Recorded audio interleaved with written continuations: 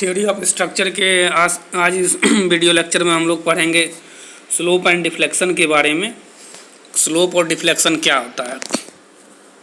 तो हम लोग जैसे जानते हैं कि कोई भी स्ट्रक्चर है, मान लीजिए एक बीम है, जब उस पर हम लोग एक लोड डालते हैं तो बीम क्या होता है, सैग करता है। तो ये जो बीम में सैगिंग आया मैक्सिमम कितना सैग किया है, इसी को इसका डिफ्लेक्शन बोलते हैं।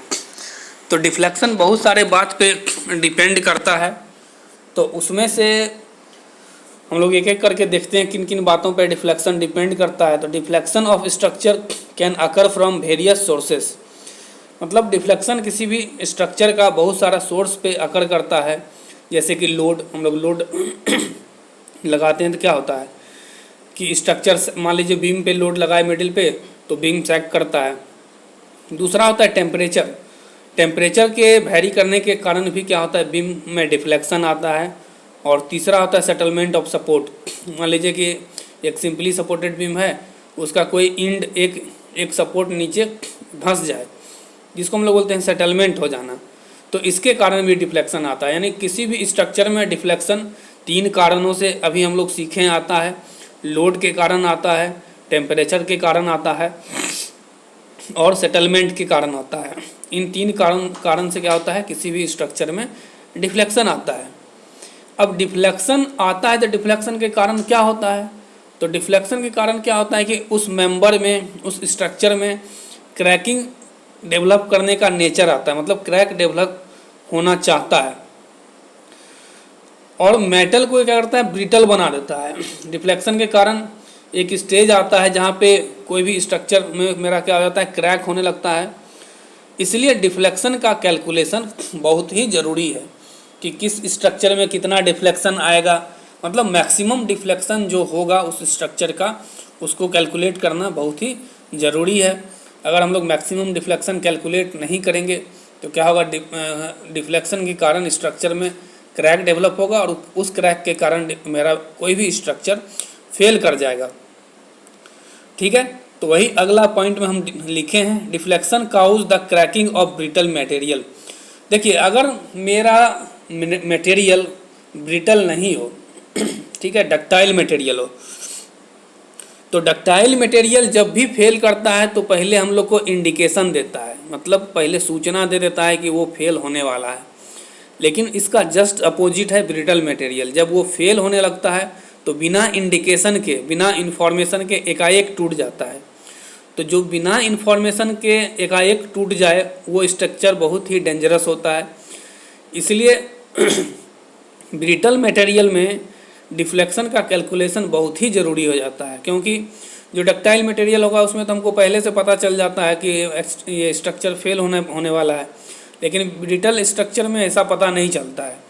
इसलिए इस पॉइंट में लिखे हैं कि डिफ्लेक्शन क्या होता है, काउज मतलब डिफ्लेक्शन के कारण क्रैक डेवलप करता है ब्रिटल मटेरियल में। इसीलिए so deflection calculation are required, इसलिए डिफ्लेक्शन का कैलकुलेशन बहुत ही ज़रूरी होता है to estimate whether the deflection at any point is less than permissible value और नॉट।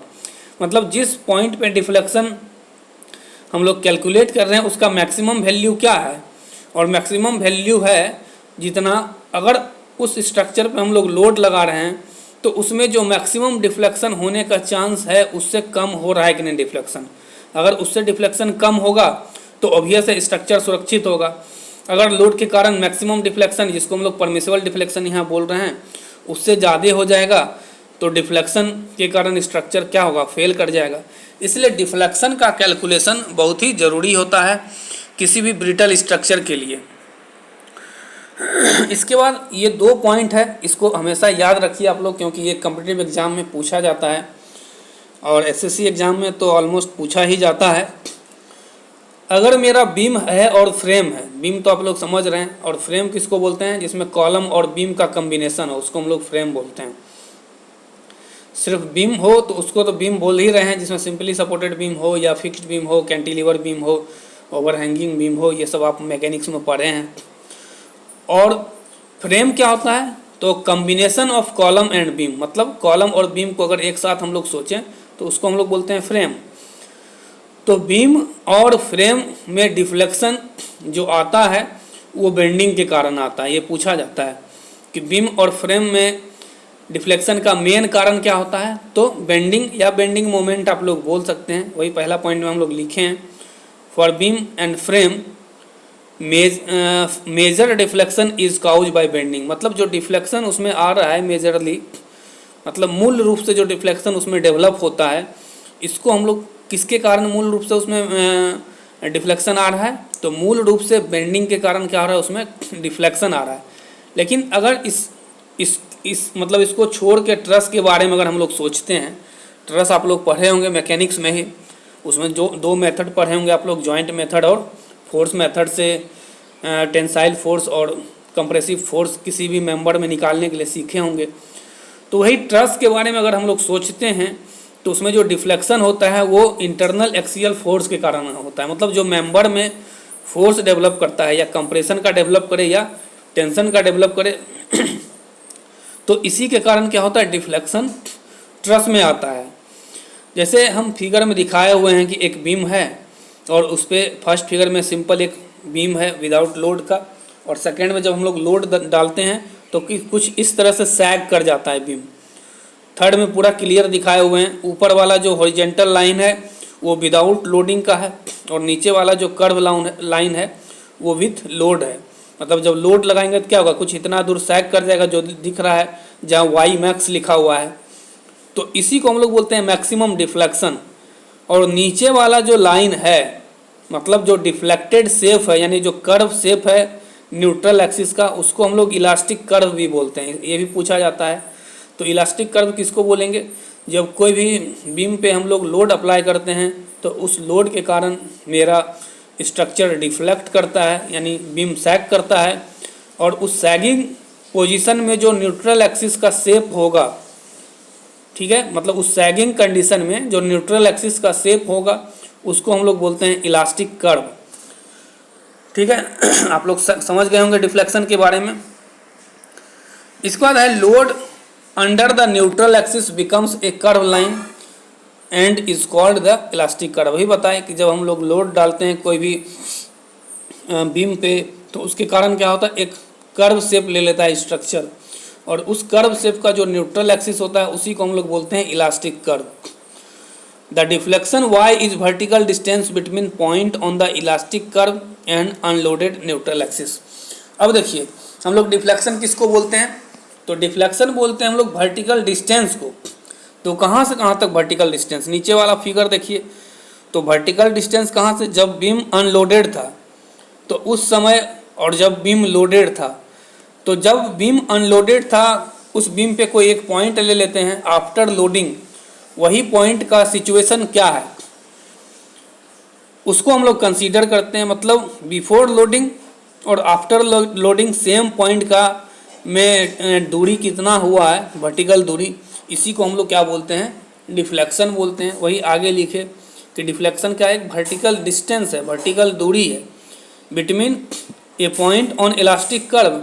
इलास्टिक कर्व पे पॉइंट लेंगे और सेम पॉइंट कहाँ पे लेना है हम लोग को, अनलोडेड न्यूट्रल एक्सिस। मतलब जब हम लोग लोड उस पर अप्लाई नहीं किए हैं उस समय जो न्यूट्रल एक्सिस है उस जगह, उस पे जो पॉइंट है वहाँ पे हम लोग क्या करते हैं लेते हैं दोनों पॉइंट के बीच के दूरी को हम लोग क्या बोलते हैं, तो डिफ्लेक्शन बोलते हैं। अगला हम लोग को है पढ़ना स्टिफनेस के बारे में, स्टिफनेस ऑफ द बीम। ये भी बहुत आसान है। अब इसको हम लोग सबसे पहले क्या करते हैं, डिफाइंड करते हैं स्टिफनेस किसको बोलेंगे। अब स्टिफनेस जो होता है वो रिलेटेड होता है डिफॉर्मेशन से। मतलब डिफॉर्मेशन से क्या होता है, रिलेटेड होता है। डिफॉर्मेशन का मतलब हुआ डिफ्लेक्शन से रिलेटेड होता है, यानी stiffness is related to the deformation of the member. कोई भी मेंबर में कितना डिफॉर्मेशन आया उस पर क्या होता है, स्टिफनेस डिपेंड करता है। It is defined as the force per unit deformation cause by the moment. अब देखिए अगर किसी हम बीम पे लोड लगाए हैं तो उस बीम के उस लोड के कारण बेंडिंग मोमेंट जनरेट होगा उस बीम में, और हम लोग पढ़े हैं पिछले पॉइंट में कि बेंडिंग मोमेंट के कारण ही क्या होता है, बीम और फ्रेम में डिफ्लेक्शन होता है। तो अगर कोई भी लोड हम बीम पे लगा रहे हैं तो उसके कारण मोमेंट डेवलप हो रहा है, और उस मोमेंट के कारण क्या होता है, डिफ्लेक्शन आता है उस स्ट्रक्चर में या उस बीम में। तो डिफ्लेक्शन जो आया किसी बीम में फोर्स पर यूनिट डिफॉर्मेशन, इसी को हम लोग क्या बोलते हैं, स्टिफनेस। मतलब फोर्स कितना लगाए उसके अनुसार कितना उसमें डिफॉर्मेशन आया, मतलब कितना डिफ्लेक्शन आया, इसी के रेशियो को हम लोग बोलते हैं स्टिफनेस। वही हम लोग डिफाइन भी किए हैं, it is defined as the force per unit deformation cause by moment. मतलब किसी भी मोमेंट के कारण जो डिफॉर्मेशन आया उसी को हम लोग क्या करते हैं, डिवाइड कर देते हैं फोर्स से, यानी फोर्स पर यूनिट डिफॉर्मेशन, मतलब फोर्स डिवाइडेड बाय डिफ्लेक्शन, इसी को बोलते हैं हम लोग क्या चीज़, स्टिफनेस। जहाँ पे एक फॉर्मूला दिखाया गया है K equal to F divided by delta, जहाँ पे एफ क्या है, फोर्स ऑन द बॉडी, मतलब फोर्स जो हम लोग बीम पे अप्लाई कर रहे हैं, और डेल्टा क्या है, deformation cause by the force, यानी डिफॉर्मेशन जो हो रहा है फोर्स के कारण, इसी को हम लोग बोलते हैं स्टिफनेस। इस वीडियो लेक्चर में इतना ही हम लोग